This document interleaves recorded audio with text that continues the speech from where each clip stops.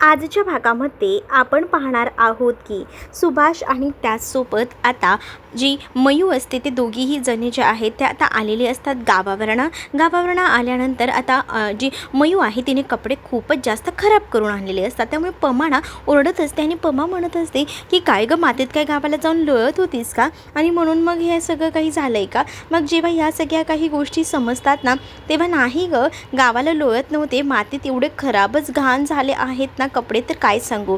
तेच आता सुभाष यांना विचारलं जातं. पमा विचारत असते की सगळं काही ओके होतं ना गावाला, म्हणजे घर वगैरे साफ केलेलं होतं का. तर सुभाष म्हणतात की कुठे नाही गं, गेल्यानंतर सगळं काही साफसफाई केली आणि त्यानंतर मग पूजेचं बघितलं का. मग आता इथे मयू बोलत असते की तुम्हाला कळतंय का, या सगळ्या काही गोष्टी आहेत ना ते तुम्ही लाडवल्यामुळेच झालेल्या आहेत. म्हणजे ना तुम्ही ह्या सगळ्यांना लाडवून ठेवता. इथलं आपण त्या विनूकाकांचं घर किती स्वच्छ ठेवतो आणि तिथे आपलं घर तर पूर्ण खराब करून टाकले. आणि त्यांना काही बोलायला गेलं का त्यांचं नेहमीप्रमाणे तसंच असतं. ते आता आपल्याला बोलून दाखवतात की काय आहे, तुम्हाला तर ह्या सगळ्या काही गोष्टी माहितीच असतील म्हणून. कारण त्यांना असं वाटतं की आपण मुंबईत राहतो तर मुंबईत आपल्याला सगळं पॉसिबल असतं. आणि मग काय कारणं देतात की तुमचा फोनच नाही लागत होता, असंच तसं.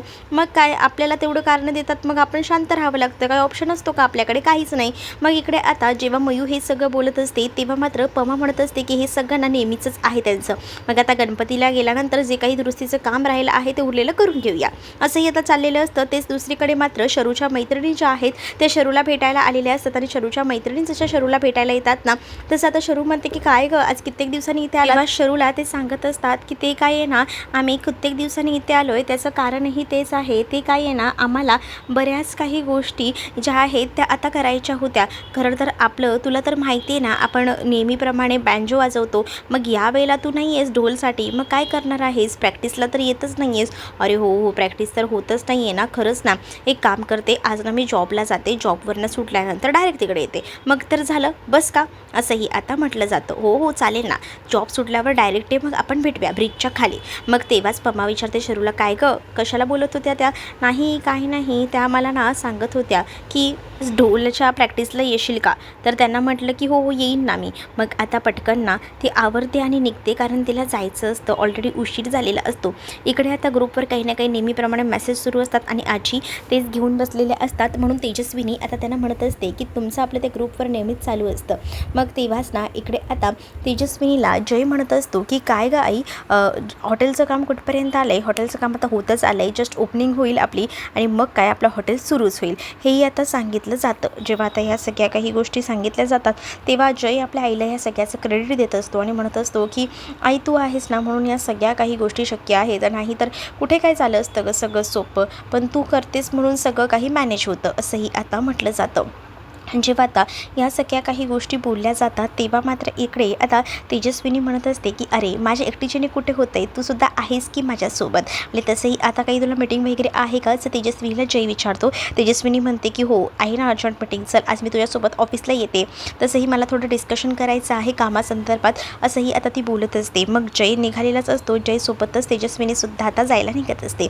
मग तेव्हाच ना तेजस्विनी जायला निघाली असते ना, गौतम तिथे येतो. गौतमला खरं तर ना आता तेजस्विनीसोबत बोलायचं असतं, कारण त्याला असं वाटत असतं की उशीर कशाला करायचा ना, आपण आपल्या आईला बोलून घेऊया जे त्याने ठरवलं आहे ते. म्हणूनच मग आता तो बोलायला म्हणून आलेला असतो.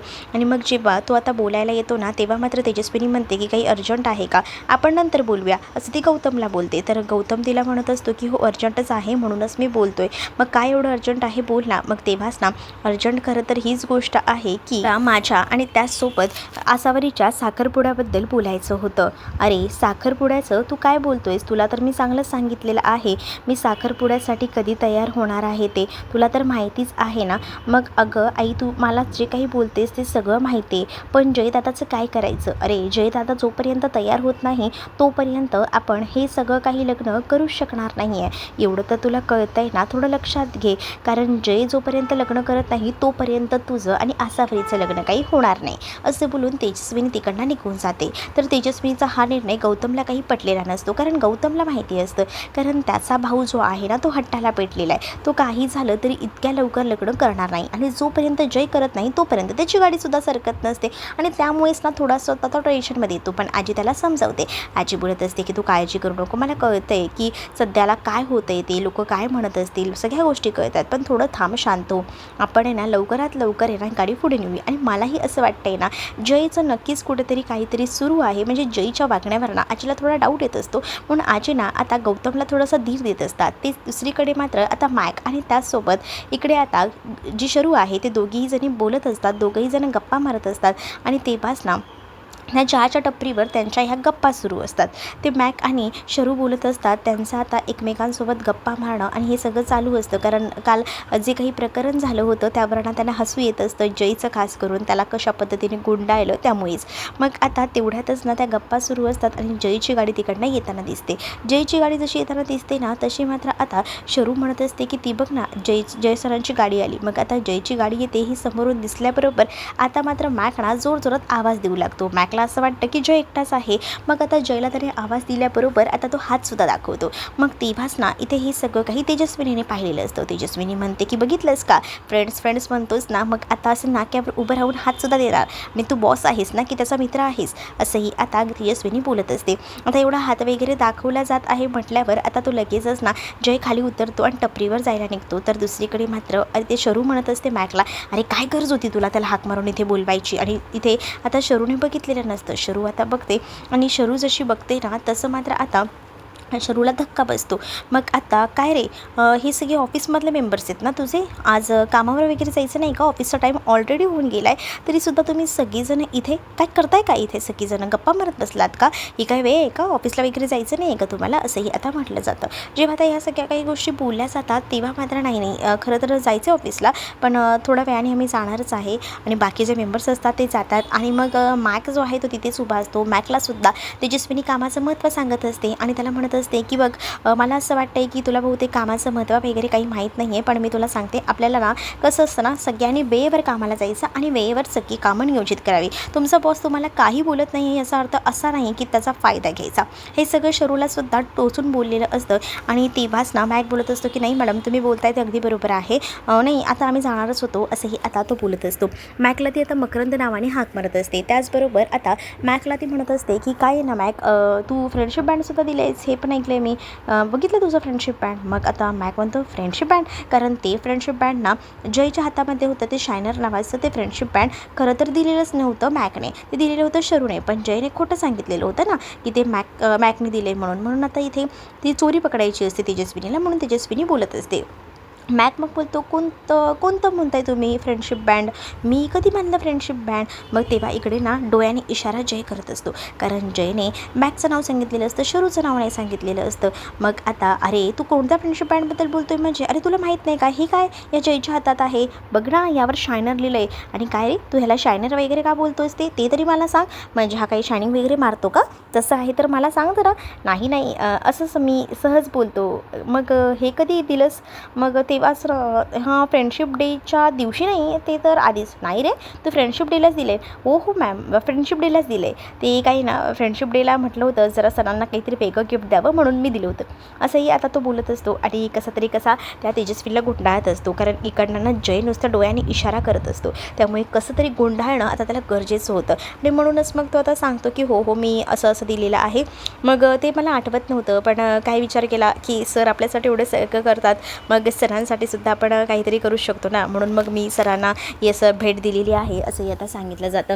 जेव्हा आता या सगळ्या काही गोष्टी सांगितल्या जातात तेव्हा मात्र आता तेजस्विनी बोलत असते की बाबा तुमचं कसं काय चालतं ना, खरंच मलाही सुद्धा कळत नाही. चला मग आता ऑफिसला यायचं आहे की मग इथेच चहाच्या टपरीवर बसायचे, असंही तेजस्विनी आता बोलत असते. तेव्हाच मॅक म्हणतो की नाही मॅडम लगेच येतोय, असं बोलून मग आता तो लगेचच तिकडनं जायला निघतात. मग इकडे तेजस्विनी आणि त्याचसोबत जय जो आहे तो पुढे जातो, आणि इकडे ना आता मॅक आणि त्याचसोबत आता शरू जे आहेत त्यांनासुद्धा जायचं असतं. तर शरू बोलते मॅकला की बघितलंस का, तो शायनर कसला भित्रा आहे यार. अरे त्याने मी जे शायनर नावाचा फ्रेंडशिप बँड दिलं आहे तर त्याने काय सांगितलं त्याच्या आईला की ते तू दिलं आहे म्हणून. अरे किती घाबरतो यार हा, काय गरज आहे एवढं घाबरायची ह्याला, असंही आता इथे शरू बोलत असते. शरू जेव्हा ह्या सगळ्या काही गोष्टी बोलते तेव्हा मॅक म्हणतो की हां बघ ना, खरंच ना सर किती घाबरतात ना. अगो मला सांग ते रात्रीचं प्रकरण कुठपर्यंत आलं, ते पुढे काही बोलीसच नाहीस तू, म्हणजे नंतर काय झालं नेमकं, तू त्यांना परत मेसेज वगैरे केला होतास का. हो हो केला होता ना मेसेज, पुन्हा केला होता.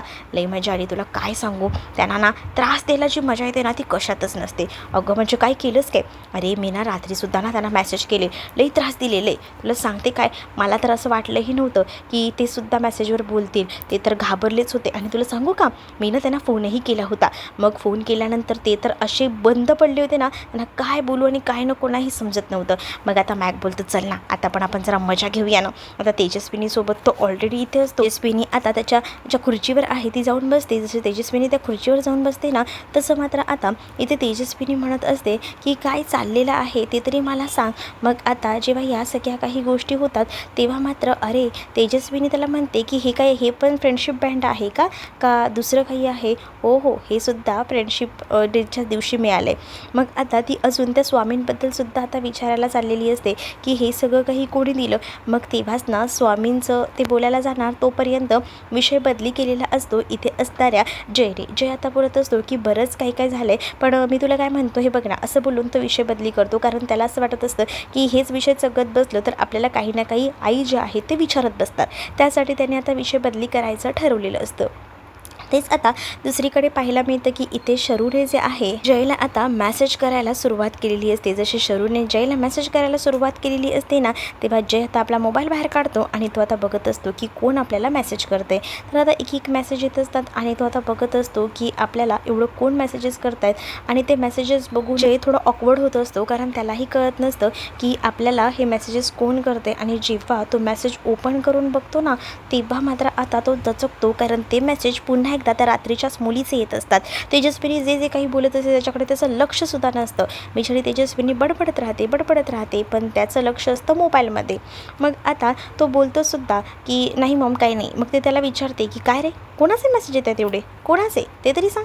पण तरीसुद्धा आता तो काही केल्या सांगत नसतो. जेव्हा तो आता काहीच केल्या सांगत नाही तेव्हा मात्र इथे शरू काही मेसेज करायचे थांबत नसते. शरू म्हणत असते की आज तू डार्क ब्ल्यू कलरच्या शर्टमध्ये यार कसला हँडसम दिसत होतास यार, काय बोलू यार तुला मी आता, खरंच ना म्हणजे शब्द अपुरे तुझ्यासाठी, असंही आता तिने म्हटलेलं असतं. आणि खरंच तू तुझ्या आईसोबत असतानासुद्धा एकदम भारी एकदम झकास दिसतोस असंही आता मुद्दा म्हणून ती आता बोलत असते. आणि जेव्हा या सगळ्या काही गोष्टी ती बोलत असते ना तेव्हा मात्र इकडे ना आता जयचं लक्ष नसतं. जय जो आहे तो मात्र आता फोनवरच असतो. जयचं कामाकडे बिलकुलही लक्ष नसतं. जयचं कामाकडे लक्ष नाही आहे हे आता इथे असणाऱ्या या तेजस्विनीला कळत असतं. आणि त्यामुळेच तेजस्विनी जी आहे ती मात्र आता त्याला विचारत असते की काय चाललं आहे तुझं. पण तो तेजस्विनीला धड उत्तरंसुद्धा देत नसतो.